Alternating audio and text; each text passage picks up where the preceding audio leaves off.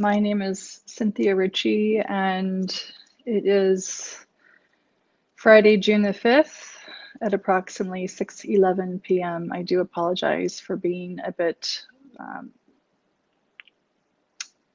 again, good evening, everyone. It's my apologies for running just a little bit late and having a few minor technical difficulties. Friday, June the 5th at approximately 6:12 p.m. Pakistan Standard Time. It has been quite an interesting past several days for me, and I want to share with you, I want you to hear from my voice exactly what has been taking place. As you may or may not be aware, there has been a bit of a battle between me and the People's Party, the PPP of Pakistan. The reason they claim is because I posted a tweet that was allegedly defamatory in nature regarding the late Benazir Bhutto. Let me be very clear, as a woman, as a human being, I have never, nor do I currently, nor do I ever intend to have any interest in defaming anyone, especially a woman or an individual that belongs to what may be perceived as a vulnerable population. I have had many pleasant, wonderful experiences here in Pakistan, my second home, but I have also had some very negative experiences in Pakistan.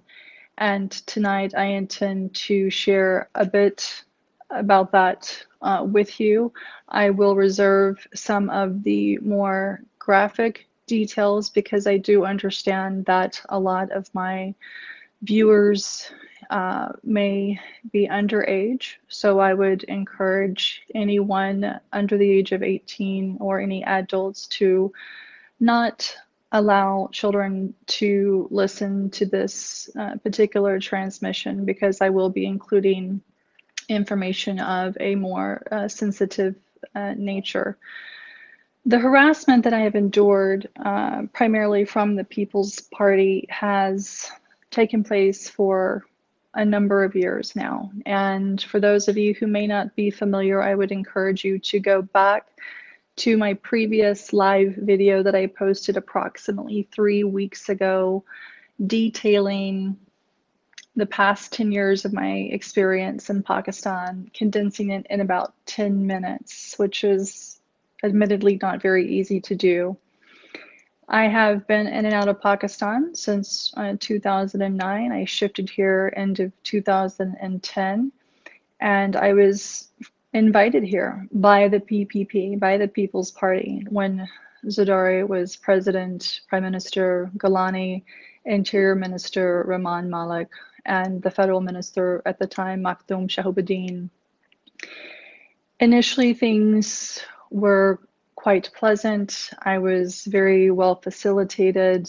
I had no idea of the political battle that was taking place or had been taking place between Pakistan Tehreek-e-Insaf, PPP, PMLN, etc. And because I had been assisting PTI gratis on my own time with their social media strategies back in late 2010 and 2011, I learned eventually that PPP was trying to draw me away from PTI. Again, please reference my previous video on this that I posted 3 weeks ago as it goes into a bit more detail. Tonight, I want to focus more on the allegations that are being leveled against me by PPP and the horrendous treatment, messages, phone calls that I have gone through.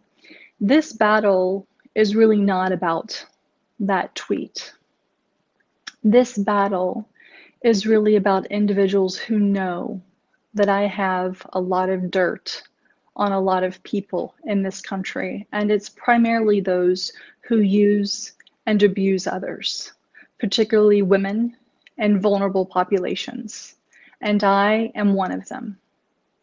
Again, I will not go into graphic detail at this point in time, but Please be assured, everything that I have posted, everything that I have discussed on Twitter, I have evidentiary support of and for.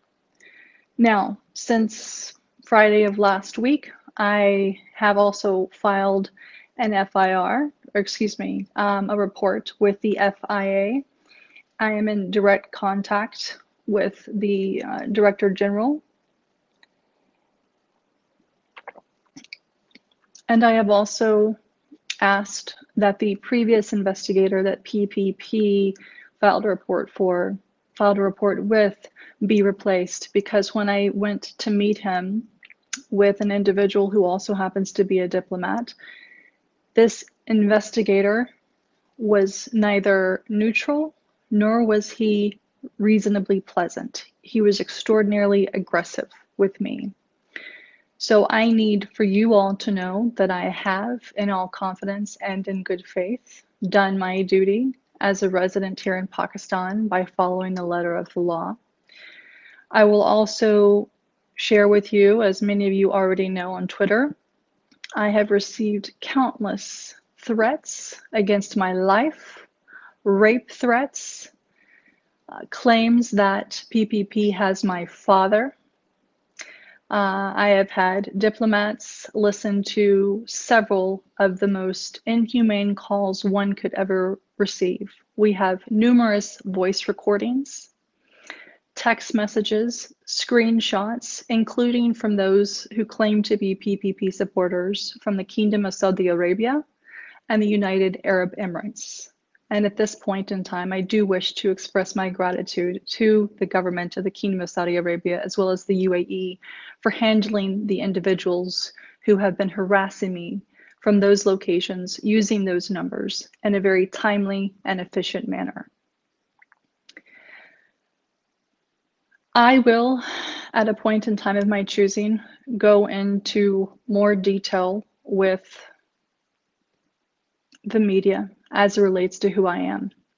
PPP is trying to stir up a lot of controversy, including the former Senator Ms. Sahar, if I'm pronouncing her name correctly. She wrote an open letter to the DGISI, the Foreign Office, etc., which was on apparently stationery that she should not be using.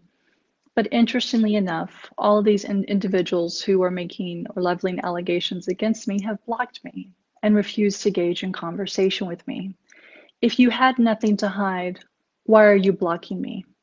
Why are these men who claim to be part of the most democratic and forward-thinking party in Pakistan sending me rape messages, dick pictures, ejaculation pictures?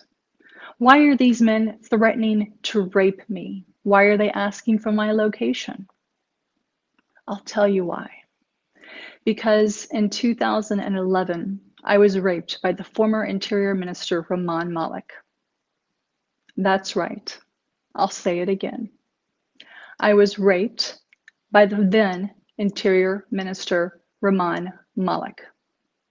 I was physically manhandled by the Federal Health Minister, Makhdoom Shahbadin, and the Prime Minister, Yousaf Gilani, while he was staying at the President's house. I will be happy to go into more detail with the appropriate, neutral, investigative journalists. I have already shared this story with a handful of people whom I trust in case, God forbid, something happens. But I want the world to know. For all the young girls out there, for all the women who have been harassed, assaulted by men, for all the boys who have been harassed or assaulted, for those members belonging to the third gender who have been forced into a lifestyle that they don't want, who have been harassed, who have been raped. This is for you. For those who I've met who have not had the privilege that I have, who don't have the voice that I have, this is for you. I will no longer tolerate